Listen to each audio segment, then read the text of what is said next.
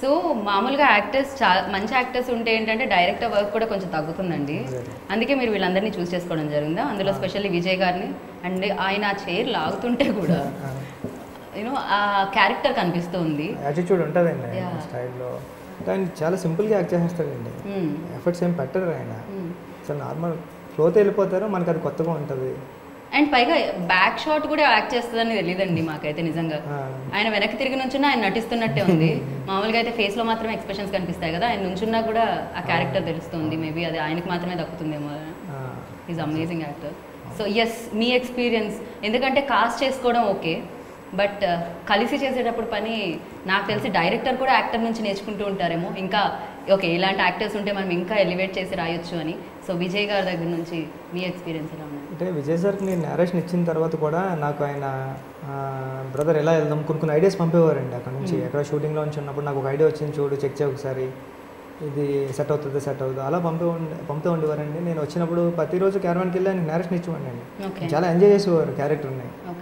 అంటే ఎలా అంటే నిజంగా రాయని నాకు భయం వేస్తుంది ఒక్కొక్కసారి, విజయ్ గారి డ్రెస్ తీసేయండి సార్ ఫాస్ట్గా, మీ దగ్గర వచ్చి ఆయన ఆ డ్రెస్లో నేను అడ్జస్ట్ చేసుకోలేకపోయాను. నేను వెళ్ళి రాయనం క్యారెక్టర్ ఉన్నది సార్ అనేవారు. సార్ సార్ అంటే అంటే అంటే చాలా సింపుల్ ఉంటారండి, చాలా చిన్న పిల్లోడు టైప్ ఉంటారు ఆయన. నేను క్లైమాక్స్ నేరేషన్ ఇచ్చాను, అక్కడికి వెళ్ళిన తర్వాత క్యారవాన్లో నేరేషన్ ఇవ్వడానికి వెళ్తే చెప్పన్నారండి. అంటే విజయ్ గారికి ఈ సినిమాలో అసలు క్లైమాక్స్లో ఒక డైలాగ్ కూడా ఉండదండి, అలానే చూస్తూ ఉంటాడు అంతే. అప్పుడు నేను నేరేషన్ ఇచ్చినప్పుడు ఆయన ఏడ్ చేశాడు, నేను ఏడ్ చేస్తా నేరేషన్ ఇచ్చాను, ఆయన కూడా ఫుల్ ఏడ్ చేస్తే అప్పుడు అన్నారు అనమాట. నేను ఎక్కువ చెప్పేస్తున్నాను అంటే అమెరికన్ మూవీలో చేస్తున్నారండి ఆయన.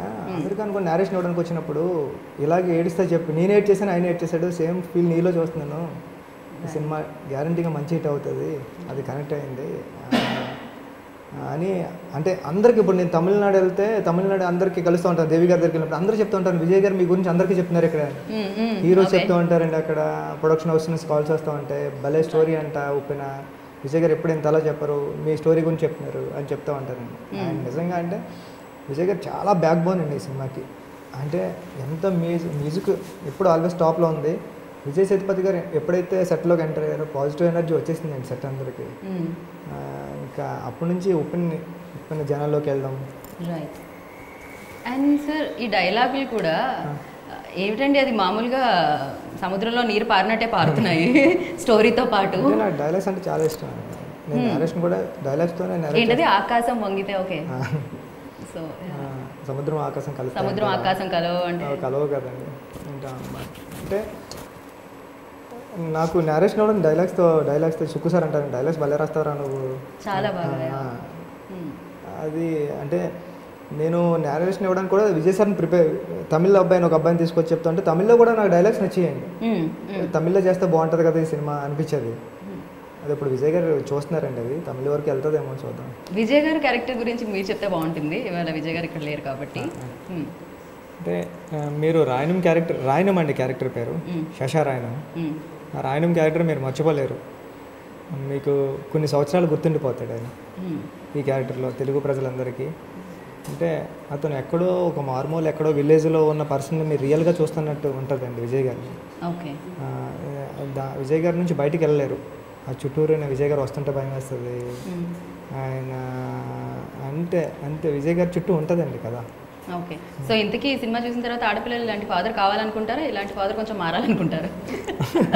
అది థియేటర్లో చూస్తే బాగుంటుంది. అంతేనా?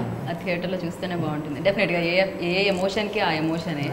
లియో ఎంటర్టైన్మెంట్ ఈ ఛానల్ని ప్లీజ్ సబ్స్క్రైబ్ చేయండి, షేర్ చేయండి, లైక్ చేయండి. Please subscribe to Leo entertainment. Please subscribe to Leo entertainment YouTube channel. Subscribe Leo entertainment channel. Leo entertainment please subscribe this channel. Hi, నేను ఆనంద్ రంగానే. Please subscribe to Leo entertainment. ఇలాంటి interesting videos కోసం తప్పకుండా మా ఛానల్ని subscribe చేయండి.